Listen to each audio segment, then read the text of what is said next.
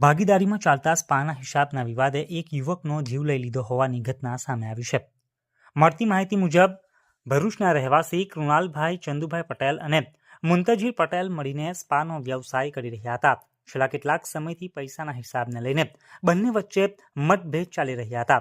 ગત 11 ફેબ્રુઆરીના રોજ આરોપીએ કૃણાલભાઈને સ્પા વેચવાના બહાને બોલાવી પોતાની ગાડીમાં લઈ ગયો હતો અને અવાવરૂ જગ્યાએ નાયલોનની દોરી વડે ગળું દબાવી તેમની હત્યા કરી નાખી હતી. ત્યારબાદ લાશને હાથ પગ બાંધી પ્લાસ્ટિકની થેલીમાં ભરી રહાડથી વચના તરફના રસ્તા ઉપર આવેલ નાળા નીચે ફેંકી દીધી હતી. કૃણાલભાઈ ઘરે પરત ન ફરતા પરિવાર દ્વારા શોધખોળ શરૂ કરવામાં આવી હતી. આ દરમિયાન વાગરા પોલીસને મળેલી બિનવારસી લાશની ઓળખ પરિવારજનોએ કૃણાલભાઈ તરીકે કરી હતી. પોલીસે હત્યાનો ગુનો નોંધી વધુ તપાસ હાથ ધરી છે અને મૃતદેહને પોસ્ટમોર્ટમ માટે ખસેડવામાં આવ્યો છે. શું નામ છે તમારું? મારું નામ પ્રતિક પટેલ છે.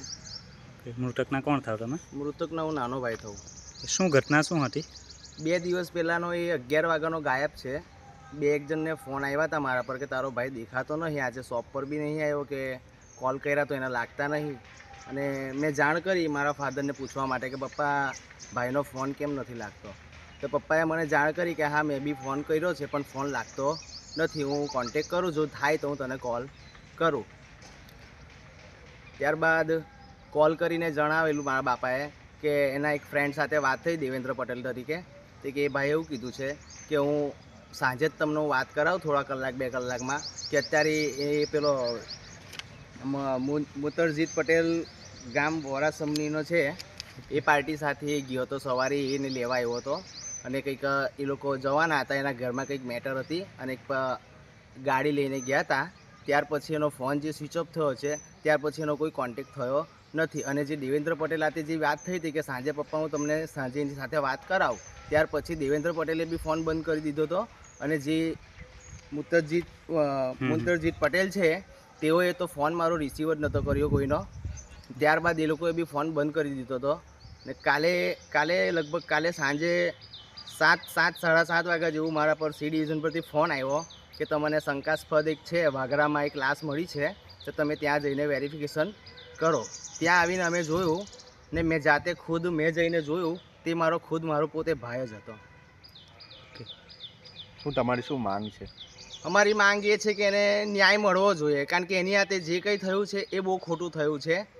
અને ફોન બંધ થઈ જવો લાઈફમાં, જિંદગીમાં ફોન બંધ વસ્તુ 2 કલાક હોય 5 કલાક હોય, એનાથી વિશેષ ના હોય. 40 કલાક થઈ ગયા સાહેબ આજે. ઓકે, આ જે તમે જે નામ કીધું વોરાસમનીના મુંતજીર પટેલ, હા, એમને તમે ઓળખો છો? હા, એ હું ઓળખું એટલે બહુ સારી રીતે. મને એવું લાગે છે કે એમના લગભગ 8-9 મહિનાની ઉપરના સંબંધ છે એ લોકો વચ્ચે.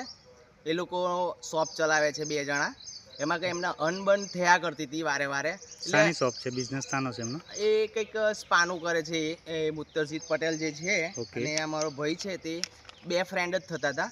એકચ્યુઅલી પેલો ભાઈ એને લેવા આવ્યો હતો કે એને ગાડી લેવાની હતી, પણ આ મુત્તરજીત પટેલે એને ગાડી લેવાની હતી. તે ગાડીના કંઈક એનો સોદો કર્યો હશે 6 લાખ રૂપિયામાં. તો આ ભાઈ સવારમાં આવ્યો, કાનજીભાઈને લેવા આવ્યો મારા ભાઈને, અને વાયા એને અહીંથી સમજાઈ પટાઈને લઈ ગયો. ત્યાર પછી એનો ફોન બંધ બતાવે છે. અને કાલે મને એવી જાણ મળી છે કે આવી રીતે આપણે આવ્યું ગામ વોરાસમની નહીં, રહાડ આવ્યું આપણું વાગરા તમે જાઓ, શંકાસ્પદ એક લાશ મળી છે, તમે જોઈ લો કે તમારા ભાઈની છે ને મારા એ ભાઈની જ લાશ હતી. અમારી માંગ એક જ છે કે એને એ મળવો જોઈએ, ન્યાય મળવો જોઈએ. અને જે બી કર્યું છે એને એવી સજા થવી જોઈએ કે એને અફસોસ થવો જોઈએ કે લાઈફમાં કોઈ આ આવું ના કરું. ને મારા ભાઈને પૂરેપૂરો ન્યાય મળવો જોઈએ. અમારો પૂરો પ્રયત્ન આ જ રહેશે.